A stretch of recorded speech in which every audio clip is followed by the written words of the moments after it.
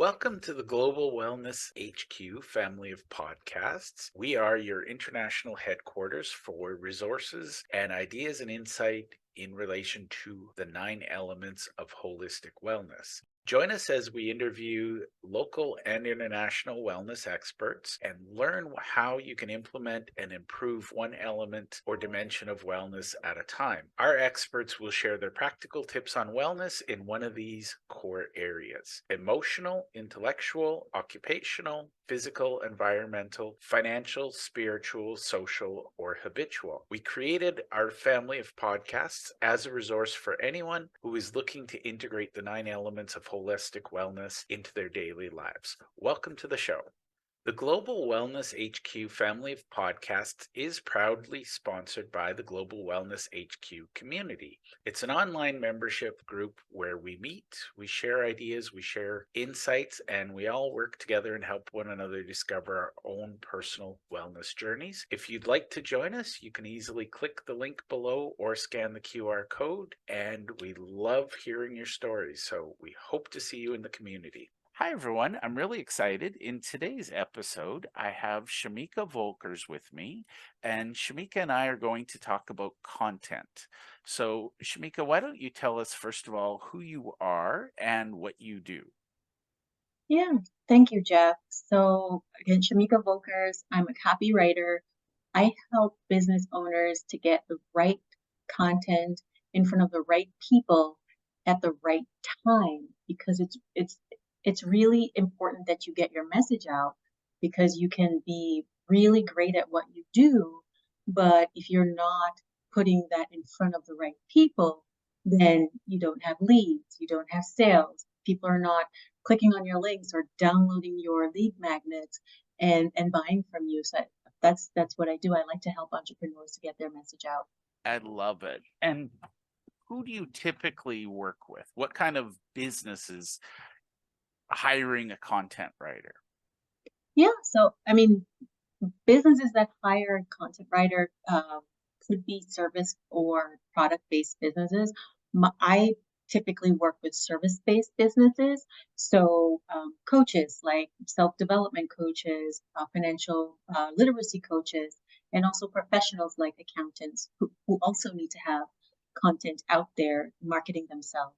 I love it. And I think we're going to end up talking about AI because that seems to be the buzzword. But first of all, I want to talk about the human element. So, what brought you into content writing? What was the moment where you said, "Oh my God, this is the thing I was meant to do"? Ooh, so I was always a writer, um, but the catalyst was when my daughter. I was leaving early in the mornings to go to work in a corporate job. I was coming home late at night, sometimes as late as 2 a.m. And one day she just came to me crying, bawling with tears in her eyes, Mom, I miss you. And so that broke me. And I was on my way out of the door, as a working mom, you gotta go. You can't just stop just because your kid's crying. And so, I was racking my brain trying to figure out, what can I do? Should I get another job in corporate? Should I change industries? And then, one day I was reading a book by Dan Kennedy. He's one of the top copywriters. And in the back of the book, he had a resource called AWAI, American Writers and Artists Institute. And so, I did some research to figure out what that was. And yeah, I got on the plane, I bought a ticket, got on a plane, and went down to Florida for a writers' conference. And that's basically how my business got started. Wow, I love the origin stories because it's like those chance moments. And a lot of people go into business for the freedom and then they end up working just as hard as if they'd worked for somebody else. So I love that your daughter was the spark behind that. And we were talking in the green room before, that your daughter wants to follow in her mom's footsteps and be a content writer. I love that. Clearly that has resonated with her. So well done as a mom and as an entrepreneur. You've inspired the next generation. Well, thank you, Jeff. She's yeah, I do it for her. And I asked her what she wants to be when she grows up, and she goes, "Yeah, you know what, Mom? I really want to be a copywriter." And dad's an accountant, right? Dad's an accountant, so Okay. we're both we both like being behind the computer. Love it, love it. So one way or another, she's going to have one of those careers behind the keyboard. So we might as well help find her one that she loves. Yeah, Um, absolutely. Now I'm going to ask you about content, and my readers or viewers or listeners are used to set questions, but we're going to go off the grid a little bit because I think we've got a content writer. We might as well learn from you. What kind of content should well, let's talk specifically about the accountant, the professional service. Yeah. What kind of content should they be putting out, and how do you help them with that? So for an accountant, I believe they should be sending out regular emails so that people remember them, right? So out of sight, out of mind. And also giving value through blogs because, in a longer form content, there may be people with different personalities. Some people like to read a lot of content, a lot of detail, well researched information. And there are others who, if they like to skim, they just want a quick email. But staying in front of your clients is a great idea because out of sight, out of mind. I love it. And what's your now you're a Dan Kennedy trainee. So what's your sorry, trainee is a bad word. You've followed Dan Kennedy, and I know he's got some formulas. There's certain percentages personal, certain percentages business, and then there's the call to action. Um, is that something you help the business come up with, or do they come to you with their plan? What does it look like to work with Shameka? Yeah, of course. So, I mean, each business owner is going to be different, right? There's some people who are hands-on. They'll come to me and say, "Hey, I would love to write about, mortgages today or mortgage rates or something, some topic that they're burning to write about." Or for the month, they'll have like a month of financial information that they want to write about or accounting information that they want to write about. And then we'll work on that together. And there's some people who just come to me, they're like, "I don't know what to write. Send me some stuff." And so what I do is I put together, a content calendar of ideas, and I say, "Hey, I'm thinking about writing these this month. What are your thoughts?" And if I get the go ahead, the thumbs up, then I start doing my research and I do the writing for them. I love it. And now you and I were talking about content, and I was sharing that I've seen some content that's clearly produced by AI, and I'm going to call it intern. Some intern pasted it on a website, and the example I gave you was a martial arts studio with an article about the red belt being the top belt. And most people with any common sense know that the black belt is the symbol of mastery. Um, what's the difference between human generated content and artificial intelligence content at this moment? Because I know artificial intelligence is always evolving, but what are your thoughts on human versus artificial intelligence generated? Ooh, Jeff, you brought up the two-letter word, AI. Um, I use it. I use ChatGPT to generate first drafts. So I think that the tool is, and it's a tool, right? I think it's valuable for developing ideas or first drafts. And I think it's going to get better over time. However, I think that um, you know, give a non-skilled person a knife and they'll probably cut themselves, right? And Um, your business, but and that's your another. business.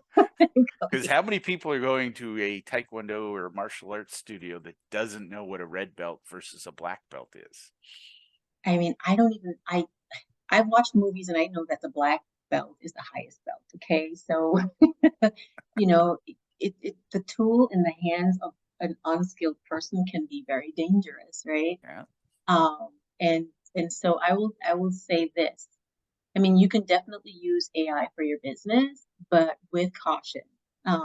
You have to fact check everything that comes out of there because, you know, I think there's in the bottom of the chat GPT, it says, we're not responsible for accuracy.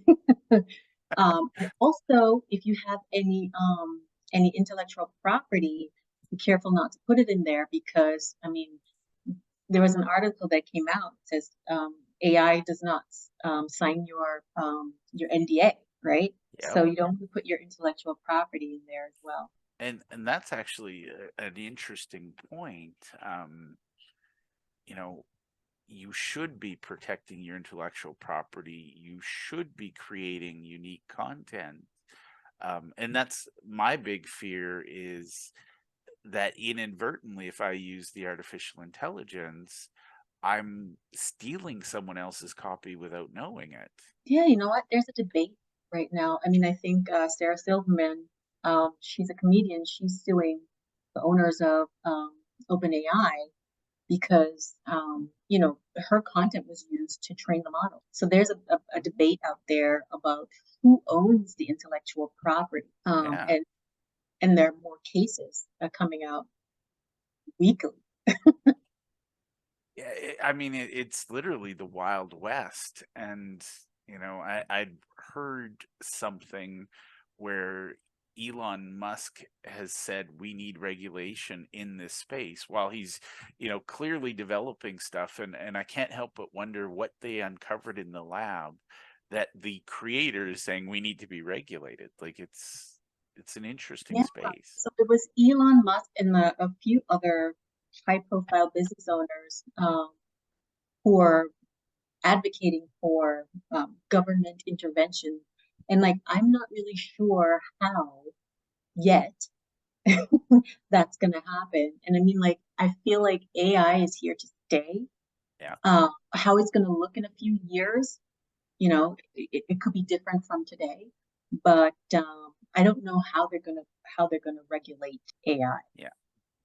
It'll be interesting. And I mean, that's the magic of these things. We're going to figure it out, right? Yeah, we have to. I think it'll be an interesting time, and I think that's the key. If entrepreneurs are saying regulate us, I feel like we need to pay attention to that. Definitely. So let's talk about your experience with artificial intelligence and content at this point. What are you seeing? You mentioned something about, I'm going to use the word sea of sameness because I think that's where I see it. If we're all using the same tool, at some point we're going to all sound alike. Why do you think that would be a detriment to a business? What's the point of content if not to stand out? Yeah, you're absolutely right. I mean, if if you're putting out content and your competition is putting out similar content, I mean, people are going to get fatigued because, they'll see a headline like, I've seen this before, and they're not going to bother to read it, your content, because it's going to be boring, for lack of a better term. Yeah, And the danger with that is, I mean, like, if nobody's reading your valuable content, you may have a call to action somewhere in the content. Nobody's going to take those actions because they won't bother reading your stuff. absolutely. And I think that's a lot of people don't get that people buy from people. Yeah. And I know there's going to be some point, there's going to be an artificial intelligence that helps us filter and make buying decisions. When the AI takes over, we'll all bow to the overlord and hopefully it'll be kind to us. Fun story for you, Shameka. I asked ChatGPT how artificial intelligence will eventually enslave and then end humankind. And the answer was really chilling because it said, I'm just a robot. I'm artificial intelligence. I'm only as good as the people that program me. And based on that, here's how I'm going to end society because you've trained me to do this. Ooh. And I was like, I'm a little nervous right now. But that's the thing. It's the biases of the human that program the AI, or the humans, is going to ultimately impact what we get. So Yeah, you know what? And I feel like art imitates life, right? And or is it the other way around? Life imitates art. I But think it's a bit of both, to be honest. yeah, but I think of Blade Runner, the movie with Ryan Gosling, or like Terminator, or it's just chilling to think about if something like that could happen. It all seems like fantasy, but Yeah, think about it. We have something called voice skins now, where you could somebody could change your voice yeah, to sound like someone else. Where the future is here, right? So it's yeah. not so unbelievable if you really think about it. Well, they have an app now I've seen where you train it by talking to and doing video, and then it fakes videos in your voice with your tonality, with your facial expressions. And I'm like, I can't help but think that I don't want to train anything to replace me. Yeah, yeah, I'm happy to train people, but if I'm training an artificial intelligence, I feel that it's going to be a very different world. And I saw one. It was two very famous, very dead people. They were media people, and they were having a debate about like Tupperware. Like, it was just a random debate, and it was chilling because it was like I couldn't tell that that was not real. yeah, yeah. And this is why it's really important to fact check and use different sources when you're doing your research for your content, so that you don't disperse inaccurate information. You don't tell people to sign up for your red belt program. I'm Or gonna you get don't, halfway there. yeah, or you don't, get disbarred because you're quoting cases that never happened. I don't Yeah. know if you read that article, but that was fascinating. A little, again, chilling. So let's talk about business now. Okay. You are the expert at content. Now, I'm a fellow fan of Dan Kennedy, and I think he's standing on the shoulders of some giants before him. What's the best business advice you've ever received around content? Consistency, definitely consistency, because when you when you are in front of your audience regularly, they remember you. And not only being in front of them, but also giving value to them. Yeah. And also, when you give value in a way that helps them to notice you, because like you could have the greatest content, but like if your headline isn't memorable, or isn't, I don't want to say shocking, but like grabs attention, then you're dead in the water. You're Nobody's going to read your stuff, nobody's going to take your call to action, nobody's going to remember you. So you have to consistently put out valuable content that's interesting, and that's the lesson. I love it. And I think I've seen a lot of people that, they take a course, they read a book, and they go gung ho for a hot flash, like literally for a week, 2 weeks. And then they go, oh, this doesn't work, and they quit. So I love the fact, Shameka, that your best advice is the simplest. It's that consistency. Yeah.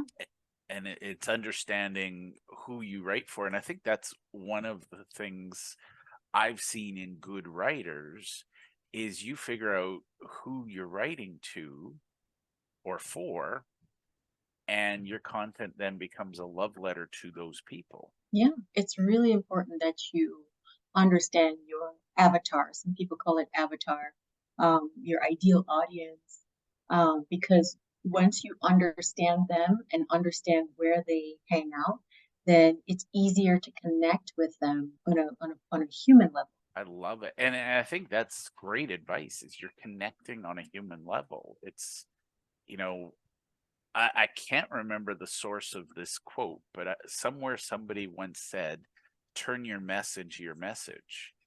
Mm, And I love that because a lot of people, they want to show, I know everything, I'm perfect. But if yeah, you're helping people, you talk about coaches, people need to believe, it's one thing to see Tony Robbins speak up on stage and think, well, I'll never be as good as him. yeah, But you need to believe that where I am today, if I take your program, I'll end up at that level. yeah. And you know what? Tony Robbins, you just mentioned him. I mean, he's a I don't know. He has people who are master marketers. I mean, like his company has become, I mean, this giant marketing machine. Yep.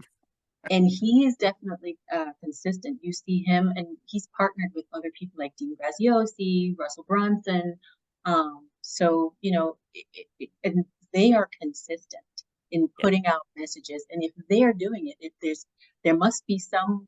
I mean, I think these are pretty smart guys, so there must be something to putting yourself out there, putting your message out there consistently in an interesting way. Yeah. And it was funny. I was on the first webinar that Dean, Tony, and Russell did together, and I just remembered it was just so fun to watch because Russell was clearly just in heaven being on stage with two people he respected. Yeah. I've since read the story of how he got there, and surprise, surprise, it was about building relationships, building networking, building connections, and earning the right to be on stage with Tony and Dean. That's the thing. They're the masters. I mean, Tony's all about communication. That's the heart of what he teaches. So his messages have to be authentic, sincere, genuine. It attracts and repels, attracts the right people and repels the wrong. So what are some of the mistakes you see people making with their content? Well, one of the big mistakes today is using Chat GPT and just putting out Done. the same, yeah, done. And you can tell once if you look at a piece of copy that's written by an expert copywriter and something written by Chat GPT, Chat GPT it's good, but there's a noticeable difference of you know bringing someone who brought in their experience from, books, television, magazines, talking to people, um, understanding business versus something that comes out of AI, where it's like, it's good. It has a beginning, a middle, and an end, call to action, but it is not as it's not as human or not as interesting as if an expert copywriter wrote it. And the second mistake I see people making, as you said, is not being consistent because they'll put something out on LinkedIn and then they'll wait 3 months, then they'll put something out again. So they're not being consistent. Or also they're marketing, but their marketing has a dead end. It doesn't take people anywhere. They have no funnels. So those are three mistakes that I see people making. I love it. I love it. And now I'm going to be very, very self-serving for you at this moment. For those listeners out there who are thinking, okay, content good, professional content writer better, how does somebody go about finding and hiring a good content writer? What questions do you wish they'd ask before they work with you? Yeah. So hire a content. I mean, like you can open up LinkedIn and type in copyright, and you find a bunch of. But the difference is, you have to ask them where they got trained. Do they have samples? And also, when you talk to them, do you connect? Because that's also important. There has to be some kind of connection. And one of the things that I do with my clients is I don't lock them into long-term contracts because either we love working together or we part ways. And there are some agencies that will lock you into like long-term contracts, and you're stuck there. And so if you have a connection with the writer, you'll do great things. I love it. And I think really truly, if I can chime in, figure out if this is the person, you're going to build a relationship, you're going to have a lot of deep conversations. Is this person somebody you trust? But also, is it somebody who listens? Because I've met some copywriters who know everything and Yeah. they're happy to tell me they know everything. And it's like, it should be a partnership because theoretically, I'm the expert at my avatar, I'm the expert at my business. It should be a collaborative process. Is that fair? 1000%. Yes. Excellent. Now, the phrase that brought you and I together was that all roads lead to the stage. I want to bust that bubble a little. Um, the stage is a great place to be, don't get me wrong. But you and I have talked about it's not the place for everybody, specifically not for introverts. If you were to talk to somebody now and give them some advice, what would you say to an introvert who is feeling pressured to speak on stages? Um, so stages are different. And what you'd mentioned to me is, I mean, they could write a book, right? And you teach people how to write books. I don't love being on stages. Um, you were very, you were very kind to offer to have me on your stage. And although I refused, I was very happy that you were persistent, because I think that, I can definitely, I'm hoping that today that, what we talked about can bring value to people. And if you are an introvert and you don't want to be on stage, then don't do it. If you don't want to do videos, don't do it. Write blogs, send emails. I love that. And I think that's the key, is to find the medium and the message that matches who you are. Because that's one of the keys to consistency is, Absolutely. if you hate doing what you're doing, you're not going to, you know, no amount of willpower in the world is going to get you back on that stage, over and over and over. Um, One of my favorite examples of that is Adele, the singer songwriter who is famously struggled with anxiety, and she's had some trouble being on stage. You can't force yourself long term. You will not succeed and be successful long term if you're going against your nature. This is true. And people feel your energy. I truly believe that. And if you're uncomfortable, it is noticeable over time. That's the thing. There's that, the Hollywood stigma of drugs and addiction, and there's clearly people who are not following what they were meant to do. And I'm not saying that those in Hollywood who are addicted to drugs shouldn't be on stage. I'm just saying that maybe the stage costs them more than they realize. um, Now, Shamika, I want to talk about one last thing, and then I'll let you back to your day. But can you share an example of what a great client outcome looks like for you and for your client? Yeah, absolutely. So, I worked with a counselor. She's a coach. She helps coach people or families who have kids with anxiety or kids that have self-image issues.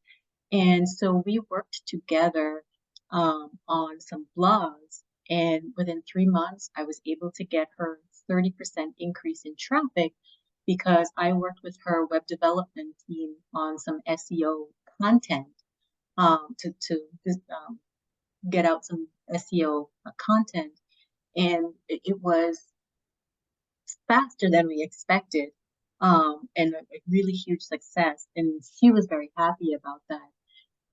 So that's one way that I've worked with a business owner to get successful results. I love it. Now, here's my favorite question.